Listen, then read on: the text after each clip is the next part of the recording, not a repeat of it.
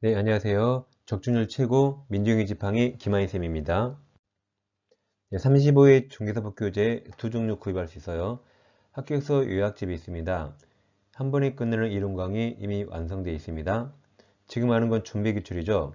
이것도 기본편 이미 완성되어 있고 실전편으로 지금 두 차례 진행하고 있습니다. 두 권을 동시 구입하시면 할인 혜택 있어요.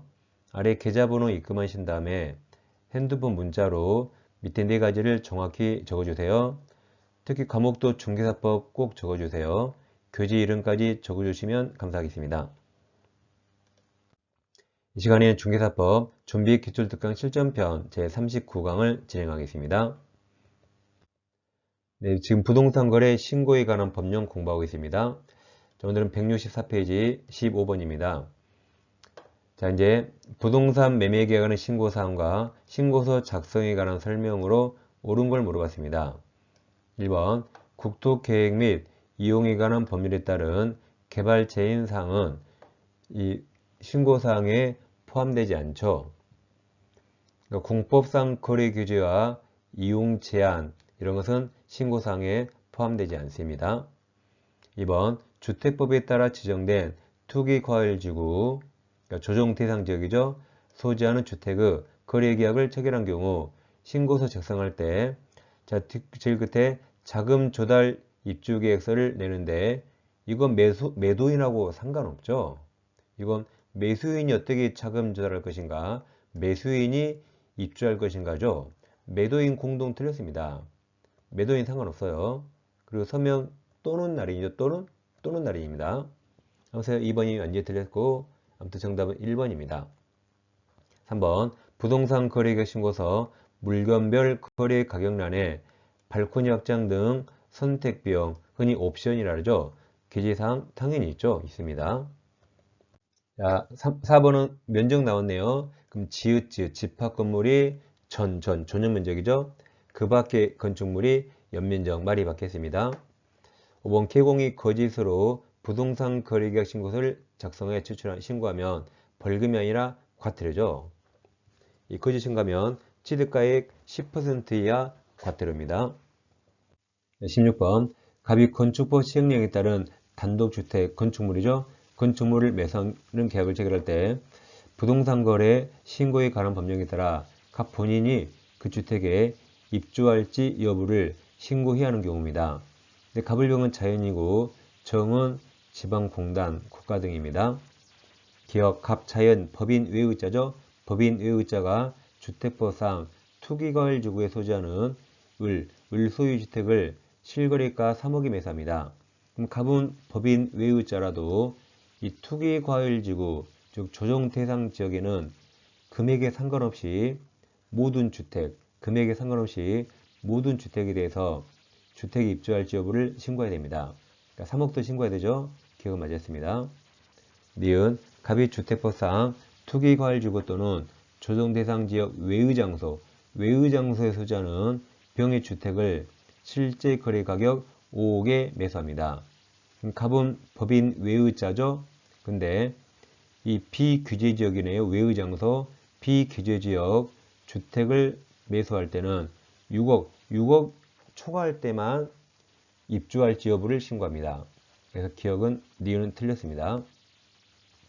디귿 갑이 주택법상 투기과열지구에 소지하는 정소유주택을 실거래가 10억에 매수합니다. 이게 투기과열지구죠. 그래서 이때도 신고해야 됩니다. 투기과열지구이고 10억 이상이잖아요. 그러면 갑이 주택에 입주할지 여부 신고해야 됩니다. 근데 이때는 32회 때 복수정도 처리했어요. 그래서 기억과 디귿을 정답으로 이해하시면 되겠습니다. 네, 17번입니다. 부동산 거래계약 신고서 작성 설명 틀린 걸 물어봤어요. 1번 거래 당사자가 외국인이면 국적 기재하겠죠. 2번 면적이네요. 또 집합 건축물 전용 면적 맞았습니다. 3번 정전 부동산은 입주권만 적죠. 분양권 X. 4번 계약 조건 및 참고사항란은 부동산 거래계약 내용에 계약 조건이나 기한을 붙인 경우만 적겠죠. 안 붙였으면 적을 수 없죠. 5번 거래 대상 종류가 공급계약 분양인 경우에 자 부가세 포함이죠. 포함. 그냥 나중에 경비 처리하니까 포함해 줍니다. 정답은 5번입니다. 18번 이제 매매계약 거래신고죠. 자 설명 틀린 겁니다. 이번 신고할 때는 실제 거래 가격 이게 가장 중요하죠. 실거래가 신고하는 거죠. 신고해야 됩니다. 이번 거래 당사자 간 직접 거래의 경우 매도인 일방이 신고를 거부하면 매수인이 단독으로 해야겠죠. 3번 거래 신고 후 매도인이 매매계약을 취소하면 그럼 무효 취소 해제 신고해야 되죠. 단독이 아니라 공동으로 해야 되죠. 30일 이내에 공동으로 신고해야 됩니다. 답은 3번입니다. 4번 개공이 매매계약 거래계약서를 작성 교부한 때는 그 개공이 신고해야 되죠. 5번 개공이 매매계약을 신고한 경우에 개공이 매매계약 신고했죠. 그 계약이 해제가 되면 자 해제 신고해야 되죠. 해제 신고는 개공에게 없습니다. 거래 당사자가 신고 의무가 있어요. 그래서 개공은 신고 의무가 없고 할 수는 있습니다. 그래서 자 4번 잘 보세요. 4번 개공이 매매계약을 중개해서 계약서를 작성했죠. 이때만 개공에게 신고 의무가 있습니다. 다른 데는 없어요. 즉, 이 부동산거래 신고법에서 신고 허가가 총 8개 나오거든요. 8개 중에 이 4번의 경우에만 개공에게 신고 의무가 있습니다. 그러니까 개공이 중개했죠. 이때 최초라는 부동산거래 신고는 개공에게 의무가 있습니다. 나머지는 의무가 없어요. 그럼 5번 개공이 매매계약을 신고한 경우 그러니까 개공이 중개했으면 개공에게 신고 의무가 있다 그랬죠. 이게 4번이에요. 나머지는 신고 의무가 없습니다. 그럼 개공이 중개했더라도 계약이 해지가 되죠. 그럼 해지 신고는 거래 당사자에게 의무가 있어요. 개공은 의무가 없으니까 신고할 수 있는 겁니다. 잘 비교하세요. 19번 부동산 거래계약 신고서 작성 거부 틀린 겁니다. 이번 관련 필지 등 기재사항이 복잡하면 다른 용지에 작성해서 그럼 용지가 늘어나면 간인 처리하겠죠? 첨부하면 되겠죠? 1번은 특별히 틀린 게 없습니다. 이번 거래 대상 종류 중 공급계약은 최초로 파는 거죠? 시행사 또는 건축주 등이 최초로 부동산을 공급 분양 계약을 말합니다. 3번 또 면적 나왔죠? 그러면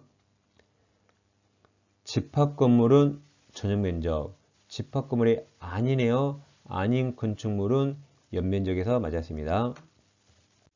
4번 거래대상 종류 및 종류 중 임대 분양 전환은 법인에 한정합니다.